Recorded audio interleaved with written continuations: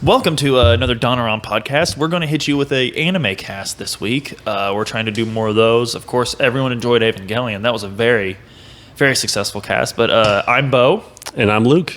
And we're going to talk about a much newer one than Evangelion, but probably my favorite one since Evangelion. I was surprised at how much I enjoyed it. Goblin Slayer. Is it really your favorite? I love Goblin. It's my favorite since Evangelion. Okay, I love Goblin Slayer. It's one of those ones you can knock it out in like a couple of days. Right. It's very short. It punches you at the beginning with brutality, and then kind of has some fun elements introduced with the other party members, Dwarf, Lizard Man, and Elven Archer. Yeah, those were... They were kind of a more lighthearted thing, and a lot of mystery in it. Like, a lot of mystery. So really much cool. mystery, yeah. Like, because... and I know that most of these answers are in the light novel or the manga, but in the anime, which is the only media I've experienced it in, it's still very much a very cool mystery that makes me want a season 2 very badly. Right. It even gives you, like... It's funny how it's like a side story that you're watching this whole time. Like in the beginning episode, even they tell you about the demon lord that's in the main that other city. Party is going after him, but and it just sort of feeds into the fact that Goblin Slayer he doesn't give a shit. Right. He doesn't care. It's not a goblin. I don't need to deal with it. Yeah. And I love the fact that everyone's always making fun of him, like, oh, he made it all the way. What was it, silver? Yeah, he was silver. Yeah, he made it all the way to silver, and all he ever does is hunt goblins and stuff like that. And like he couldn't give no less of a shit than what these people thought. Nobody existed except the goblins.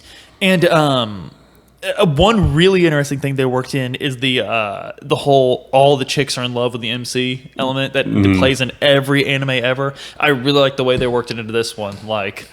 Because it was a natural progression. It wasn't like these women were just like, oh, he's so cute. Yeah. Like it was like he has done something that has endeared himself to this person. And like the ranch girl, farm girl, I think that was her official name, was Farm Girl. Yeah, like nobody has a real name. Nobody has a real name. Yeah, that's another cool thing. Nobody has a real name. They just go by there was that meme from Ace Attorney where it says name your I want your name, your occupation, and your rank, and he goes Goblin Slayer, and Goblin Slayer. But yeah, I think Farm Girl, obviously she liked him because he was always protecting them. He was her childhood friend. Right. The guild lady loved him because he was just an honest guild member. And he's the only goddamn person who'd kill those goblins. Right. Everyone else would be like, I don't want to face those goblins. He's like, hell yes, I want to face those goblins. And Priestess, obviously, probably one of my favorite relationships in anime in a long time. The way that just the natural progression of them getting to know each other and stuff like that. I thought that was a really cool thing because most time relationships are very cheap in anime. Like they tell you these two people are friends or lovers or something, and that's just where you're supposed to go with it. Yeah. Whereas Priestess and Goblin Slayer, it felt like they actually got to know each other. Right. It was like they're strangers, then like she just depends on him for survival, and then he needs her because it's like, hey, there's like a few spells that are going to make my life like way easier if you come with me. Yeah, priestesses are broken in this world. Oh yeah, dude, like the pen and paper element in the game. Like I read in an interview where he was just a very passionate Dungeons and Dragons player, and that comes through very well. I was gonna say I haven't played Dungeons and Dragons too much. I was kind of curious how you felt it handled it. One thing that we always fumbled with in the early days playing D&D is like, hey, how do I role play saying I only have this many more spells per day? Priestess just says it. Like she just like, look, man, like I got 2 more, and the goddess is not gonna let me do it anymore. Like it was just a really cool it was sort of like you're thinking too much about it.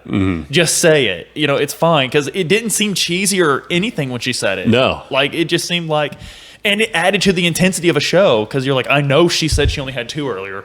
What are they going to do? I know we're jumping everywhere, but it's such an awesome show, and it's just so exciting to talk about. One of my favorite scenes is when they're in the sewer of Watertown. Yeah. And even the towns had silly, like, just general, like, it was really, I think that's my favorite thing of Goblin Slayer. Everyone else thinks too much about it. Goblin Slayer was like, look, I just need to tell a story about him killing goblins. So here's a city on a river. It's Watertown. Yep. or it's on a lake. But in the sewer water town, when that ship's approaching, they're like, what are we going to do? How are we going to stop? And the heavy metal music just plays, and he just throws his sword as hard as he can. He's like, I know what I'm doing. I'm killing some goddamn goblins. Goblin Slayer is probably the most Midwest anime character of all time. I came to do two things. I came to drink Busch Light and kill goblins. And that cooler's getting awful low, brother. It's just... It's the first anime I've had this much fun with in forever. Yes. Like the 90s animes were really good about just giving us a good time. Like even Cowboy Bebop, an extremely deep show, still had a lot of fun to it. Right. Like what was that one I tried to watch a couple of years ago? It was just too like I just couldn't get into it because it was too serious. But anyway, we're not talking about that one. We're talking about Goblin Slayer. So we mentioned the mystery earlier. There's several questions we don't get answered, like the old man. Yeah, like he's there for half a scene and he's wildly important. We don't know why his eyes glow. We don't know why it does that, but it's clear it does that, and that's not just a stylistic animation thing because other characters notice it happening too. Right. Who was your favorite non-Goblin Slayer character? I think it was the lizard guy. I love the lizard guy. Did you watch the dub or the sub? The dub. Yeah, the dub. It was really the ambrosia, the cheese. Interesting fact.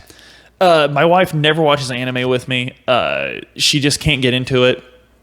I usually watch it with my son if it's appropriate, which Goblin Slayer absolutely is not. No. Do not watch this one with your kids. But I got home from work. I was working a job I hated at the time that Goblin Slayer was coming out with new episodes. I knew episode 1 was already out. I really wanted to watch it. I got home from work at about midnight. I worked seconds. And I said, you know what? I'm just watching it. If you don't want to watch it, that's fine. But just let me have the TV for like a half an hour. She's like, sure, whatever. And I started watching the first episode. And she's like, wait a minute. Like, this is good. And I think it was the brutality of that first episode. Like, it's kind of like what I've always said about The Witcher. Like, Goblin Slayer is like The Witcher. It's like what Game of Thrones would be like if George R.R. Martin had any mind for an action scene whatsoever. Because he absolutely does not. Oh, yeah, no. He absolutely does not. The action scenes and even the show producers, the action scenes are terrible in the show. They're like... Yeah, it's not about the action. Right, and again, I'm not dogging on Game of Thrones. It's just not about the action. Right. I think the best one maybe was when the Hound got in that fight in the bar.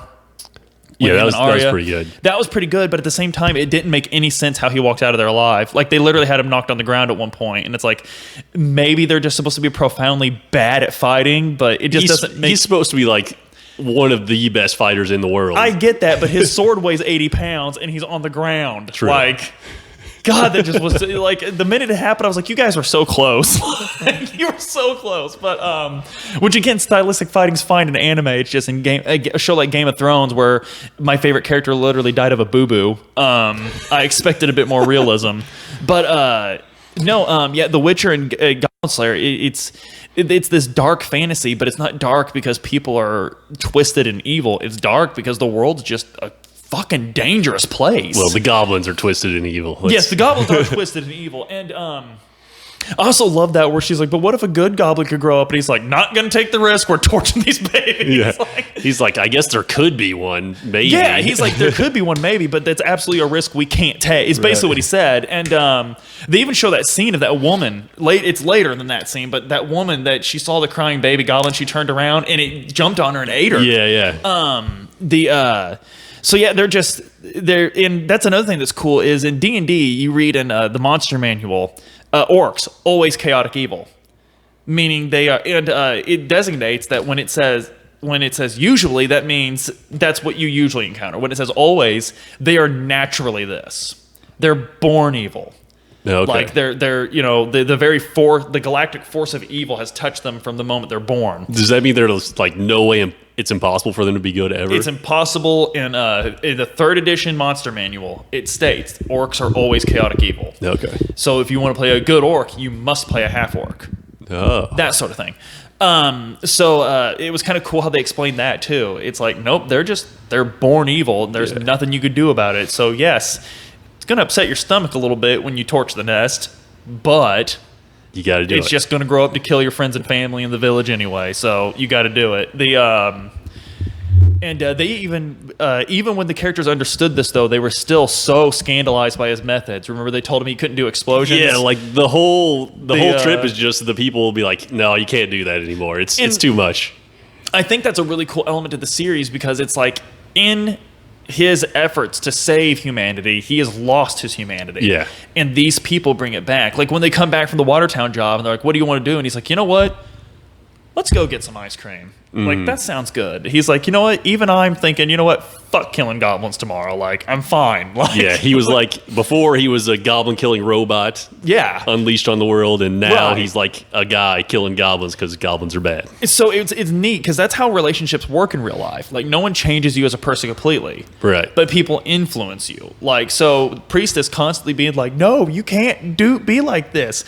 He never stopped being like that, but he was like, you know what? Maybe I should chill out a little bit. Maybe it was a bit too much. And it even implies that it's like, you know what? Like, these people are important enough to me that I'm willing to do that. Like, and a great scene is when they encounter the Hob in Watertown. When they finally encounter the Hob, and he basically almost kills them, kills the entire party. Yeah. And Goblin Slayer, like, he just has that moment where he's like, you know what? It's not even about killing the goblins. It's about getting everyone out alive. He's like, because I think Priestess, she's about to get crushed or something. He had him in his hands and like took a bite out of her arm. Yeah, and he was like, you know what? It's like, I'm going to get the end. I believe that's when he used the gate scroll, didn't he? That was... It was in Watertown that he used the gate scroll. It was the second time that they used the gate scroll. So the first time they lost... That's right. The gate scroll, that's such a cool... And another thing is... No, you're right. The first time that he did use the gate scroll, but I don't think it actually killed it. Right. But that was such a cool idea to use with the gate scroll. Like, yeah. The fact that it's just in the deepest part of the ocean with all that water pressure, that's insane. Like, that's such a cool... Because... And the witch even says, like, I had no idea why he wanted this. Like, I can't possibly imagine anyone having a use for it. But it just goes to show, like, he wakes up in the morning, eats his breakfast, checks around the farm, goes to his room, and he's like, okay, how can I kill goblins? Situation, like, in this wild scenario where I can't just swing my sword, how do I make sure as many of those motherfuckers die as possible? Like, and that's what he does. He just like tries out random shit. Like, how does this kill goblins? Is the Beholder, for this? One of my favorite scenes. And I love that they didn't have to tell you what these are. Like, no one said, because like in other Dungeons & Dragons media, and by the way, Goblin Slayer is not a Dungeons & Dragons thing. It's just you can tell the guy played a ton. Yeah, he's. But it wasn't like, oh, a beholder, yes, a creature from the South Mountains, yes. Like, it was just like. We don't know what the hell this thing is, but look at it. Right? Like, I'm not sure what it is, but it's in my way. Like, there's goblins on one side of him, and I'm on the other. It might as well be a goblin. So, and that was when he did the trick, and they're like, we told you no explosions. He was like, where was it? Where was the explosion? No, they said no fire. No fire. Fire. No, it was no fire. So he was like, I didn't see any fire. It just blew up. And that was, God, just so many cool scenes like that. It was just like a whole anime full of really, and even the downtime episodes, were just really comfy and good. Like, which I think anime is in that direction now, where we need every once in a while. It's become so intense in anime that like the audience even needs a break. Right. Like, we're like, hey, like, just don't swing the sword in the next episode at all. Like, just I want to see you and Priestess sitting by a river eating ice cream. Like, that's what I want to see. Like, remind me why I want you to survive these encounters. Basically, is like you couldn't have the first episode for all 12 episodes. Like, that would have been way too much. I think even episode 2 and 3 are pretty lighthearted. Yeah. I think episode 2 and 3 covers when he's got the flame arrows and he's smoking them out. And of course he's in that. But what's good about that scene is in his explanation, he's like, suppose you were a child in a village, and suppose goblins invaded one night, and he's basically telling Priestess what happened to him, right, and his sister, and he's basically like, so you see, I don't really give a fuck if they scream. Like, he's like, I don't really care. He's like, that literally gets my dick hard, girl. So if you don't like that, you could go. And of course, she comes to understand him more through that. Right. And they still have the cheesy anime moments, like the fact that the only way to do the resurrection spell is for him to lay naked next to her all night. Like, I'm sorry, there's no other way. And Goblin Slayer had to be a virgin too. It couldn't have been like, she couldn't have gotten there with him. No. But and of course, they have that moment where you kind of see his face. like kind of sorta when they wake up the next morning, and then at the and at the end of the show, of course, then he actually takes because he what is it? He asks her like what because he's paying everyone, and he's like, well, what do you want? Mm-hmm. And she's like, I just want to see your face, like I just want to see who I've been working with, because she didn't really that morning in Watertown. Right. She didn't really see it. She was like embarrassed too because she was because she had just slept next to him all night naked. And she's a woman in an anime, and she has to be hyper embarrassed about anything that could possibly be construed as slutty at all in any culture. Yeah, he takes off his mask, and the whole bar turns around and sees, but we, the audience, still haven't. And it was super funny because he went to the guild one time without his helmet, but nobody knew it was him. Right, because they just didn't recognize him because he had to get his armor repaired after Watertown. Yeah, it was just such a cool. I mean, this anime really hit me. Like, I actually downloaded Grand Summoners just because they had a Goblin Slayer event, and then the moment the event was over, I never played it again. Like, because I'm not a huge gacha guy. Like, I don't. Yeah. There's just like there's no way to do it without spending money. Like they say there is, but you can't. But it's one thing that was cool is Goblin Slayer. I actually did get him in one of my free summons, and his ultimate move was Gate Scroll. Nice. That was so cool. But yeah, and it was just sort of one of those things where it was just such an off-the-wall anime for its... Because, of course, fantasy anime is huge right now, but it's other world. Right. Like, it has to be someone from our world that gets sucked in. Like, I still haven't watched all of Shield Hero. I haven't started that one at all yet. Ashley actually wanted to watch it with me, my wife, and we made it about a half hour into the first episode, which, of course, is a longer episode. But, of course, Sword Art Online is huge. Right. That time I got reincarnated as a slime. That's technically another world. There's one called, maybe it was just called Gate or something like that. Gate, yes, Gate is. I think Gate started the movement of other world. It could have been, fantasy. Grimgar, we've got Grimgar going on. That's another world fantasy. I'm actually reading the light novel series of Grimgar because I've never read a light novel before, and it's kind of an interesting format of book. I would like to read the Goblin Slayer ones, but I don't know that I do though, because they actually say who the old man is and why his eyes glow in the light novel, and I really want to see that reveal in the anime. You know what I mean? Like, and there is the movie coming out next year, right? Yes, the movie's coming out next year, which I think the whole point to its advertising was that it's going to reveal. Is that right? Like his past and how he was trained and everything. And I've got theories about who the old man can be, but I don't know. You have the core party. And then you had all these very interesting side characters that were just sitting around the guild all the time. And another interesting thing in his relationships with people was the guild clerk when she had that review for the guy that wanted to advance. Yeah. And she's like, I don't need you to really do anything. I just need you to sit here. And he's like, this ain't killing goblins. And she's like, I just really need you to do this. And he's like, whatever, fine. And like... does she imagine the scenario where the guy attacks her? It's not really clear who's imagining it. But it brings up another thing about how Goblin Slayer's kind of all about sexual assaults and the culture surrounding it.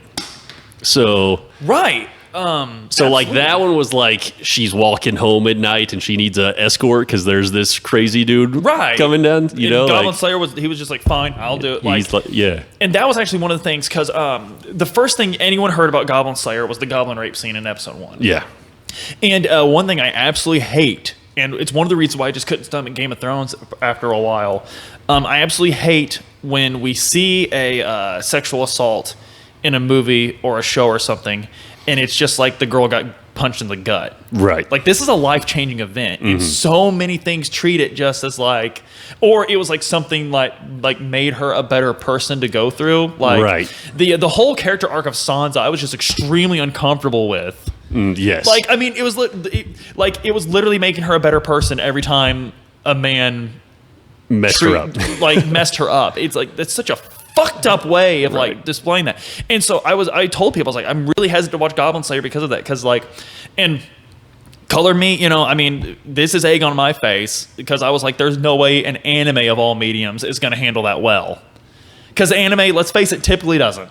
No. But it was egg on my face because Priestess was legitimately traumatized by that. She they actually dealt with that. Like the whole way through it was good about it. Like the Sword Maiden, the Archbishop lady, like she was like traumatized from her past And experience. it wasn't something where it was like, oh, that's the reason why I'm the Sword Maiden nowadays. It was like I was the Sword Maiden, and then this still happened to me. Right, this still happened to me, and there was nothing I could do to prevent it. And then I'm embarrassed to tell anybody about it or it was report a realistic these goblins. portrayal of it. Like, and of course, and I'm absolutely not saying that those events make a woman weaker. I'm absolutely not saying that. I'm just saying that in this is how it happens in the real world. Like, there's too much portrayal in media of that just literally being as if the girl had gotten punched in the gut. Yeah. And she just had to stand up to her bully. Ridiculous. Exactly. So, Goblin Slayer, I was so surprised that a show like Goblin Slayer would be the one that actually, you're right, that is a central theme to the show, and it's not really, and they don't make Goblin Slayer some sort of MacGuffin where he's just like, I'm going to end it all in the world. Like, I make it to, like, no, there was nothing he could do for the he realized it's a thing he can't eliminate, but he's going to do whatever he can to stop it. And that's basically how he feels about the whole Goblin menace. Mm-hmm. It's like, I know I'm not going to kill every goblin in the world,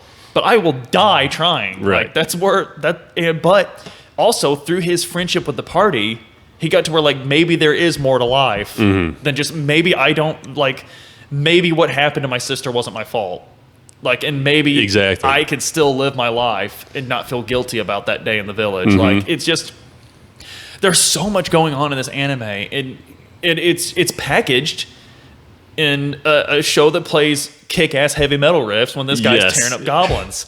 That's what I love about anime. It's like, it can go from slapstick humor to to the most serious, gut-heavy scene you've ever seen in your life, and then straight into like super action, like upbeat stuff. And it feels natural. It feels an American show can't do that. No, it can't. A Western show can't do that. Like, I mean, like all those HBO original series, they're all just bad things happening over and over again. Yes. Like it's like it starts here and it just goes down. They pick one of those things. Either they pick the super serious bad stuff happening all the time, or they pick the upbeat action, or it's a comedy the whole time. Right. The I did forget about Eastbound and Down. Which those are good. It's just I think nothing has the versatility that anime has in the sense of giving us so many different things in one package. And like Goblin Slayer, like we said, it covers a very, very serious issue, and it does it very well and very realistically. Right. There's a lot of humor in the show, mostly from the Lizard Man. Yes, it's almost all from him. Almost all of it from him. And they sort of take a lot of archetypes in the show and kind of turn them on their head. Like, one of the things I loved was when all the people at the guild, when Goblin Slayer was like, I can't do this alone. Yeah. I need everyone to come to this farm with me. I will pay you. And it was funny because they're like, well, we are getting paid, but at the same time, like, we kind of want to do this for you. Right. Like at first it's like, what, goblins? We don't want to kill goblins. Right. That's not our job. And what's funny is that farm scene actually shows them like, whoa, this is like, these things are serious. Like, it doesn't matter, like, when the paladins were fighting the hob. Yeah. And they're like, holy shit. This is like a real monster. Right. Like, and the Lancer. Who was probably my favorite side character. Yeah, he was I pretty really good. like the Lancer. I'm a sucker for the hyper cocky pretty boy in anime. I always have been. In JRPGs and that sort of thing. Like Zelos and Tales of Symphonia is probably the best example. I think Zelos is a fun character. But and the most perfectly lampooned of that character archetype is Yamcha in Dragon Ball Z. Yes. I love Yamcha. I actually wanted to get a tattoo of Yamcha doing the Wolfang Fist way back in the day. It's a pretty ambitious. After my first tattoo, that seemed pretty ambitious. Looks like it's going to hurt pretty bad. If only he was still relevant to the story. Although in Super, they had that episode where they wanted to have the baseball game. Oh, yeah. And the whole episode was basically like, everything's coming up Yamcha. Like, everyone else sucked like hell at it, and it was just awesome. And they even had the homage where they're like, no, he's still on home, and he's in the death pose on home base. But if you haven't watched Goblin Slayer, it's on Crunchyroll. I think it's subs only on Crunchyroll. It's on Funimation, and it's everywhere else. It is the best one I've seen in quite a long time. Yeah, it's good. Like just reading like what it was about from other stuff, I really thought it was just going to be like an action, like hack and slasher, but it's way more than that. Right, and it's these characters legitimately grow as the series goes on. Like it, one of my favorite things in the show was at the end of one episode. It's after the party formed. But at the end of the episode, they're like, "What are we going to do?" and everything. And he just stands up and he's like, "I'm killing goblins. Anyone else coming with me?" Like the killing the Hob at the end of the series when Priestess trapped him in the shield. Yeah, the Goblin King one. Yeah, and he actually like starts begging, and he's like, "No, like I promise I'll get better." And Goblin Slayer's like, "Look, man, I kill your kids all the time. Like that's not going to work on me." Like the. I would say he kills. It's kind of like Anakin, you know, not just the men, but the women and the children too. Well, are there women? No, there aren't. That's why they captured. Exactly. I don't know if they actually said that anywhere. But that's what he did on episode 1 when he's explaining to Priestess like what they do and everything. I think he says that, but I'm not sure. Another thing, like you mentioned, the whole thing's a side story because the main story that we don't know hardly anything about is those 3 adventurers who defeat the Demon King. Right. And basically, I think the farm takes place during the celebration of them accomplishing that, doesn't it? I think it's like right before that. So like they set up the farm, and then the 3 heroes are like in their city, I think, celebrating. Because they're like, why isn't anyone here? Thank God it's still here, because they fought all those goblins. Right, like, oh yeah, that's right, yeah. So, that's just such a cool thing, like, and I like that the Goblin King was like aware of Goblin Slayer. He was like, look, like this, it's actually hurting now, like. You know, like our whole species is designed to get killed by the dozens, but he's killing us by the hundreds, and it's starting to get scary. Like, man, there's a lot of goblins around that city too. Yeah, like he doesn't ever have to go. I think Watertown's the furthest they went. Yeah. Did they ever get back to the Elf Kingdom? No, they never. So that's a whole loose end, right? That they could go back to. I mean, there's so many plot points they could have. Right. It's just it's completely open, and the best part is they don't have to deviate from him killing goblins to do it. That's the best part. Yeah. They don't really have to make a story where it's like, oh, there's some reason you have to kill this dragon, because they've already established he's not going to give a shit.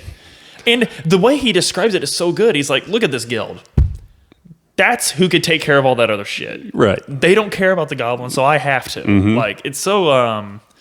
I do wish we would have seen I do wish we would have seen a more bigger deal made about the priestess. I think she does rank up, but she mentions it in passing. Yeah, she ranks up at least once. I wish there would have been a bigger deal about that, but at the same time, I understand why. There's a clear focus to the show, which is putting swords in goblin faces, which is perfectly acceptable. Going somewhere, Adam? Are we bothering you? Yeah. Okay, well, Keep talking about Goblin. We've almost covered a lot of what the show was about. I don't want these people to not watch Goblin Slayer. So did he ever get a scroll back? He went back to the armor guy over and over again. Right, but I looking for a scroll. But then again, we never saw him get the scroll from the witch in the first place. Yeah, but that was like super far in the past. The witch is a very interesting character too. I would like to find out more about her. Exactly. Because she seems to know something about him. Yeah, it seems like they've known each other for a really long time. Right. Even more so than her and the Lancer. Like, it seems like they have some sort of past. And with Goblin Slayer, we could almost be 100% certain it's not a romantic past. You're right. Because he's the closest that it even looks like he could be interested in priestess. You wonder if they had a priestess-like relationship beforehand, and then she went on to be... never completed, right. Because it almost looks like they're obviously going towards... I doubt they'll do like a mushy love story with priestess and Goblin Slayer, but there's almost something there. Right. Well, they kind of did that with all of them. Like with the farm girl, there's like the love story going on. And with the guild clerk. Right. Although the guild clerk one looks way more one-sided than the other two. Yes. Like that episode where they all went to dinner and like all of them were going to dinner, and that one lady was like, "Oh boy," and of course Goblin Slayer is like, "What? I'm eating like this is goblin killing fuel, women. Like I'm filling up on protein. I'm going back out to the field." I don't know what you guys are thinking about. Right? You want to sit here and make out with each other? That's fine. Whatever the hell that is. I heard some kids talk about that once when I was strangling a goblin. All I know is I can't kill goblins with it, so it doesn't matter. And if I think I might have to take my helmet off to do it. Unacceptable. Like, what happens when one sneaks up on me? But and then there's even the relationship with the sword maiden lady. Asks him to protect her for the rest of time, basically. And he's basically like, I can't. Well, like, he basically says, "Call me anytime you need me." Right. He's like, "Call me anytime you need me." But it's like, if I'm standing around you, that's all those more goblins getting away with this, you know. Like, so yeah, and that was sort of a, and also the farm girl. I think her name's actually Cowgirl. I think. I have no idea. I don't know. You see it in other media is what you see it. Oh, okay. They never really somebody else might have just made it up, right? But her dad or her uncle, he's basically like he's insane. Like he's completely lost it. I know you guys were friends when you were kids, but he's gone. Like it's time for him to go somewhere else. I can't stand having him around anymore. But even at the end, he's realized that he's kind of more human now, right? Like because he's grown as a like it's one of the few anime I've seen the main character grow as a person throughout it, like without it being like a superficial like where they highlight each and every achievement, or like the character just flat out gives a big long speech about how they've changed. Whereas with Goblin Slayer, you sort of watch him grow as a human being actually would. Yes. Like Don said in the Kreia podcast, like people don't convert. They adapt whatever they've learned to whatever they've felt the whole time. Yeah, that's a good point. Like, and so like Goblin Slayer, he's like, hey, like it's not so much that I wasn't close to people, but it's that I never understood that these are the reason I'm fighting for the goblins in the first place. Right. Like the goblins were the whole persona. And and it was a more of a way, and it was almost part of a way of dealing with or not dealing with his loss. Exactly. Which, you know, that's just a classic story in literature anyway. The man that goes back to war because he can't handle what it's taken. Right. Rambo. Literally Rambo, man. Which I watched First Blood again recently, and literally all that had to happen in that movie is for Brian Dennehy to just keep driving. Oh, yeah. It's literally all that had to happen. That's all it had to happen. Like, it's insane. Like, because I remember... one person at work was like, I just can't believe how bad of a guy Rambo was in the first movie. I was like, are you kidding? He wasn't. He was that's like... They just hunted him down for no reason. Right. Did you not see the scene where they're like spraying him down with the hose and ripping off his dog tags? Like, what was he supposed to do? Not kill them all? Those cops were goblins. Yes. That's absolutely. Absolutely. And then Rambo, he had to become the Goblin Slayer. Right. I mean, he just no choice. In fact, he even had the bow and arrow with the flame. So actually, that'd be pretty interesting. Let's. I'm going to find out if there's been an interview with the writer of Goblin Slayer on whether Rambo helped influence his writing or not. It could be because he's very much the same because he sets up traps that he knows they're going to fall into. That's another thing that I love about Goblin Slayer. It's not a anime where it's like, okay, well, we're just going to rush in. Like, he's not like a super powerful being that can't be beat. He carries a short sword. Very modest armor. He's not like a big hulking guy. Like even everybody knows he's really not that great of a fighter. Right. But damn well he's gonna kill the goblins. He's smart. And he uses it to his advantage. Like, and he understands goblins so well. Like he knows all this shit about them. That was another thing. Like everybody talks about how goblins are stupid and don't know how to do anything, but then he understands that Goblin Slayer knows that they're really smart. They're cunning. If you show them one thing, they're gonna know the next time. Right, exactly. And they're like wolves. Yeah. You know, they're dumb in the sense that they're not going to sit there and recite the complete works of, you know, Shakespeare. Yeah, they're not going to like engineer things on their own. But they're smart in the sense that they can learn. They're cunning. And instinct's a frightening thing. Instinct's a frightening thing. I really like the way and you know what? Other than the Goblin King, I don't think any other. No, the Hobbs talked, didn't they? Yeah, the higher level ones would talk. All these questions Goblin Slayer would ask, you know, when he's learned about a job, and they'd be like, they're just goblins. Like, just go take care of it. And he's like, fine. I can find it out myself. I'll catch one of the underlings and torture him for it. But it kind of, in that aspect of it, it made me think that the next time I play D&D, I kind of want to engineer the adventures different to where people have to do that. Right. Like, to where they have to think, like, wait a minute. You know, they're not just going to give me everything. And that's another cool thing about The Witcher. if you've ever played, like, especially in The Witcher 3, like, part of the game is like camping the area the monster's in. Oh, checking really? for tracks, checking resources, see what this, like, you don't just go, if there's a hippogriff in this village, you don't just go and kill it. Like, you have to learn about it, you have to prep up. Like, it's a really cool, like, it just seems like it's more about hunting. Like, Okay. because even in Midwestern culture, people typically don't just go and sit in deer stand. Oh, no. Like, when it walks by, I'll get it. Like, they have trail cams. They've been, Yeah, they've been you scouting. gotta know where to set up the stand. I think people at work are already talking about scouting already in August, and deer season doesn't start until November, I don't think. But I think it's a little earlier than that. Yeah. is it? I was thinking October, but Bow season lasts a lot longer, doesn't it? yeah, that could be it. That's probably it. I haven't hunted since I was a teenager. It's too early in the morning. It's always really fucking cold. Yeah. And they sell meat like literally at the supermarket. And by the time you're done paying for the meat, it's cheaper than all the shit you need for hunting anyway. So, and you don't have to buy tags for turkey meat. You just go and buy the fucking turkey. Like, you don't just go through line like tagged out, Weber. Send it back. Like, game warden comes out. But but that's like Goblin Slayer is probably, for all of its silliness, it's probably one of the most realistic anime I've seen. Yeah. Like, it's a very realistic portrayal of how a man would kill goblins.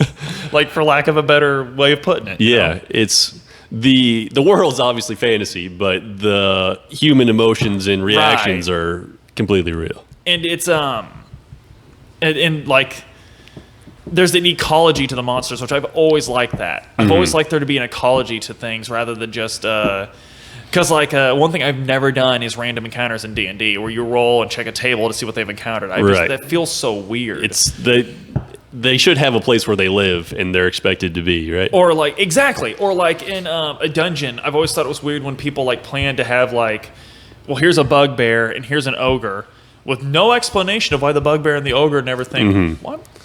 Like, why is it okay? Wouldn't they be killing each other? Right. Why is it okay that he's here taking my shit? Like, whereas Goblin Slayer answers all those questions. There's a reason that the Beholder was there, because he wasn't in the goblins' way. And the goblins it was established. That's another thing is who put the goblins in Watertown? Who gave them the mirror? Right. Where, like, so many mysteries that, like, see. And another thing is I can see them making the artistic decision to be like, no, we're not telling you. Right. And I would still be fine with that. That would frustrate the fuck out of me in any other show. But in Goblin Slayer, it's fine because you almost get into his vision of it's not about that. They're not goblins. We don't care. Like, goblins were coming out of it. We took care of that. Like, there's no more goblins coming out of it, so I'm fine. They're like, no, this is like the greatest magical mystery. And he's like, that's fine. We put it under cement at the bottom of the ocean. No more goblins. We have one wizard in this party. He doesn't care. I'm good. Like, but yeah, that's and that was the kind of the beauty of the show, was it also, before you even knew it, you were in his mindset with him. Like, before you even knew it, because like I mean, I know watching Dragon Ball Z, there several times like you're not in Goku's mindset. Oh yeah, not at all. Like, I get it. You want Gohan to be strong, but maybe don't give Cell that senzu bean. You're like, maybe don't do that. We know you want to prove you're the strongest ever, but can you save Earth? Like, come on. Although they do explain that is that Goku, the Saiyan, he can't help but be that way. Right. And he has a healthier approach to it than Vegeta does. Oh yes. Because Vegeta, if it wasn't for Goku, would have gotten himself killed every single time because he's a fucking dumbass. Like, I hate Vegeta. I can't stand him. The character literally talks a big shit. Like, he's that guy in high school. I feel the same way, but yet you still love him too, because he's. It's hard not to love. Like, I mean, the pink shirt that says "Bad Man." Oh God, that's just so hard. That's so hard to hate. Like, or the GT mustache. Oh yeah. But still no Yamcha though. No. Still no. You know what? It's just done. He's like, hey man, you can have the headache, brother. I'm good. I'm gonna go play. Like, and everyone always tells me like, why do you like Yamcha? He's like the worst character on the show. He's like, he's the smartest one. He's like, you know what? I can make millions, get all the women I want, party all I want, playing baseball, or I can go get my ass whooped with you guys till Goku shows up. Yeah. Which one am I gonna do? So and of course the scene with Beerus where he's like, hey, I hear you're a strong fighter. I'm not so bad myself. And he's like all chummy with Beerus and everything. But Yeah, again, there's so many places you could be watching Goblin Slayer. Please do. It's even if we ruin something for you, which again, all of our podcasts come with an implied spoiler. Oh, alert. absolutely. All of them do. But absolutely watch this show. And like I said, my wife just doesn't care for anime that much at all. She's showing interest in Shield Hero, but not a whole lot. But yeah, I'm surprised you just say that she liked it, because I could see it being too graphic and messed up like the first episode. Oh, she loved it. But Ashley's a huge Game of Thrones fan. Oh, okay. Ashley loved Game of Thrones. But it was funny because the reason why she liked Game of Thrones was because it wasn't action oriented. It was a fantasy show that was more about interpersonal relationships, and it was a political thriller set in a slightly fantasy world with sex poured on top. Right. I mean, smothered. It was a 3-layer cake. 2 of the layers were sex. And I think Goblin Slayer just had that other side to it. Where the world wasn't dark because everyone in power is a shitbag. The world's dark because everyone in power, even though most of them we see is completely pretty noble, good, yeah. They're dealing with mega climate change. And you just reminded me that the gods created the world with there were dice rolling between chaos and good. Yep, and so it's completely. It was just a randomized. And I love that the gods basically he was literally saying the dungeon master. Yeah. I was very happy to read that he was an avid Dungeons & Dragons player, and and he actually says that he thinks that's the reason why it's wildly successful here in the West. We love it, and he says that's part of the reason is that's sort of a common thing. It's sort of like in anime when you read about why so many anime characters are young, because everyone can relate to that. When you're watching it, you're either are young or you remember being young. Yeah. And that's it just makes so much more sense now why they're all in junior high or high school, because we can all relate to that. So having that common ground at the pen and paper games or even the JRPG. And that's sort of what's fascinating about anime is I remember when anime first started hitting real big over here. And so many people were into anime because they were into Japanese culture, but it doesn't really have to be like that. Because of course Japanese culture isn't a fad, it's their culture. Yeah. It's pretty shitty of you to treat it like, just a thing to be into. Right, just a thing to be into. But it doesn't have to be like that. There's so many things we have in common that we could both like this artwork for, because based on what I've read and stuff about Japan, they're not shy about loving our stuff just because it's, our stuff. There's no reason why we shouldn't.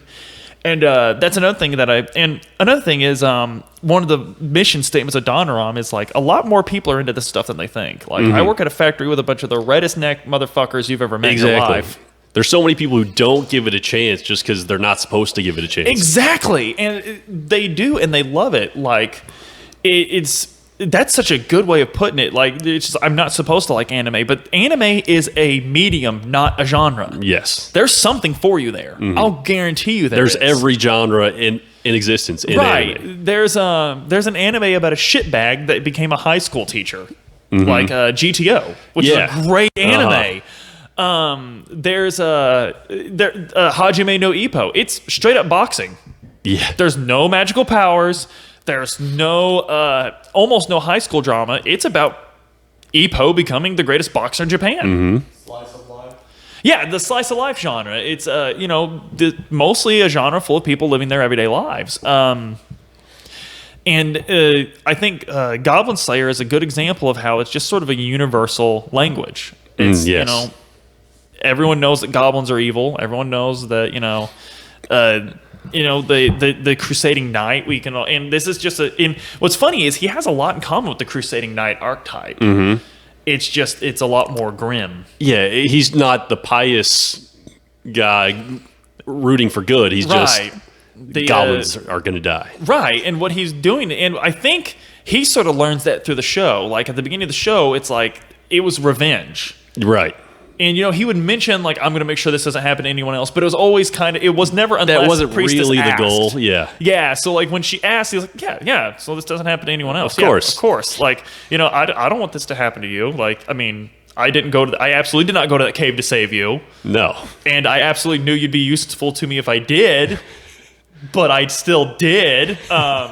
Whereas as the show progressed, and especially in Watertown, and you know that for sure because the one time where there was the big castle of goblins, or there was the place where some newbies went to fight some goblins, and he was like, "Well, we could go save them, but there's this huge castle of goblins. Right? There's way more goblins there." Exactly. But I think at the end of the series, he would have made a different decision. I think so too. Yeah. Because in Watertown he did, because there was a way for him to kill the Hob and just leave them to die. Mm-hmm. There's a way he could have done that, but he was like, that's not acceptable. No. Like, I can't do that, especially, Priestess, who was his best friend by the end of the series, easily. And you know what we didn't mention, we were talking about the way they threw the harem element on its side, is Elven Archer even gets in on that. Yeah. Because she's like, there's just something about Goblin Slayer, like, and I like that scene there. And I think, honestly, it was sort of them seeing that nobility in him before he realized he had it. Yes. I think that's what a lot of that is. Or at least, I think with Priestess, it was seeing the potential for it. Mm-hmm. I think she knew, it's like, there's nothing there but goblin killing. Yeah, like, for sure. He's dead already. But that's what she needed at that time, too. Like, she was traumatized from the goblins. She was traumatized from the goblins. She needed someone to show her that they could be beat. And almost sort of, needed her own revenge, too.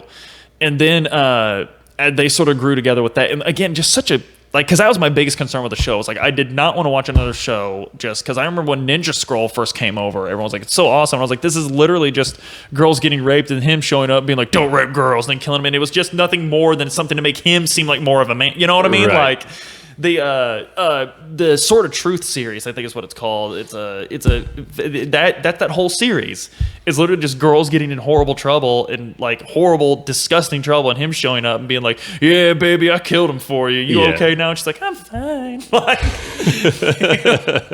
it's stupid. It's a terrible, terrible thing. Like, such a terrible. Like, if you're gonna do that, just don't put it in your fucking book in the first place. Right. Like, just. But I was so happy to see Goblin Slayer handle that well. Like. And just characters that genuinely had arcs. So we talk about character arcs in anime, but several times they're not. Mm-hmm. Goku's the same person at the very last episode of Dragon Ball Super as he was as a 5-year-old at the first episode of Dragon Ball, and we love that. That's why we love it. Mm-hmm. But it's cool to see them do. In Bebop, we sort of did it the other way though, because Spike doesn't really change with the series, but more is revealed of him. Mm. So it's sort of a faux growth. We find out more. We know who he is, but we find out why he is, which is fine. It was very artistically done. Right. But I can't think of one where the guy grows as much as Goblin Slayer. I can't. No, I can't either. Or I've seen ones where they grow more, but it's in a very superficial way. Like, I will defend it till I die. I think Sword Art Online is a very fun anime. I like it. I think the first season's good. But let's face it, Kirito does not have a very deep story arc. No, he doesn't. He does grow, but it's in a way that we're told he grows and not really shown. It's almost like the girl is the main character instead of... Yes, Asuna, yeah. Because Asuna does have a great arc. I think Asuna's a good character. Yeah.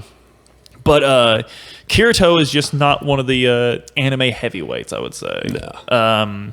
But it's still a fun show. Watch Sword Art Online if you haven't. They was that a scooter or a motorcycle? That would be the Embry's motorcycle. Oh, really? You know what? They would probably like anime if they gave it a chance. Oh, I'm sure they have. There's got to be something in there for them. But yeah, and so what? What's your favorite thing about Goblin Slayer? Like, what told you this was, or like, would you say that Goblin Slayer fits in your top 5 favorite anime? I think it does. Yeah, I would say the same. And what blasted it to because it's such a fresh anime still. So it was really just the depth of the story between all of it, because it's. When I heard about it, I thought it was just going to be this real shallow, action-oriented thing, but it just kept going deeper and deeper and deeper, and I think that's what it was. I would have to say that was it for me too. It was the just the slap in the face of like, whoa, I'm watching a legit story, right? And I think just the juxtaposition of it, this is actually the least most important thing that's happening in this fantasy world right now. Yeah, but we're going to show you why the people living through it's the most important. Exactly. It's like this story. The stuff they're really going through is not important. These people are. because we in real life, me, you, Adam, and everyone else, let's do this. We're living through one of the most important parts of American history right now, I think. We really are. We're at a turning point. Like, a lot of bad shit's going on. But we can, of course, do something, but we can't really go and slay the evil. We can't kill the demon lord. We can't kill the demon lord. That's not something we can do. But we could take care of our problems. And those aren't, they're less important in the grand scheme of things, but to us, they're still super important. They're still super important. And I think that was sort of the message of it. It's like, not everyone's going to be the guy that makes it to where, justice and equality just disappears. But we can all be a goblin slayer. Right. We can all be a goblin slayer. There's a nest somewhere around you. Because if anything, the show's shown us anything, there's a nest somewhere around you. Maybe you don't solve the problem, but if you spend your whole life doing something better, at least you've solved other people's problems or many of your own. Because sometimes it's not how many goblins we slew, Luke. It's the friends we made along the way. And on that heartfelt moral of the story. Yep, I think that's all the time we have today for Goblin Slayer. I think you need to watch it. And if you listen to this and you're like, God, I really wish they would have just talked about video games just once. Good news, even on weeks where we talk about anime, you could still pull up a good book and read about video games and our opinions of them. Luke worked on it. I worked on it. Adam did. Don. We just poured our hearts into it. Foundational 90s games for Rust Belt Millennials. It's available on Amazon.com. And I would say that we've listed at a very nominal price, for our friends. The special friend price. We'll give you the special friend price. And if you want to hear more anime and more video games, subscribe. Click the is it the bell? Is it a yeah? Click the notification bell. That way, your cell phone will be like, "Hey, new Donner," and share it out. Again, you've heard me say it previous weeks. If you dislike it, mind your own business. Don't hit that. That is a stupid button. Why do they have a dislike button on YouTube? Like, is it that important for you to be that big of a dick? But I need you all guys to do one more thing for me. Have a great day.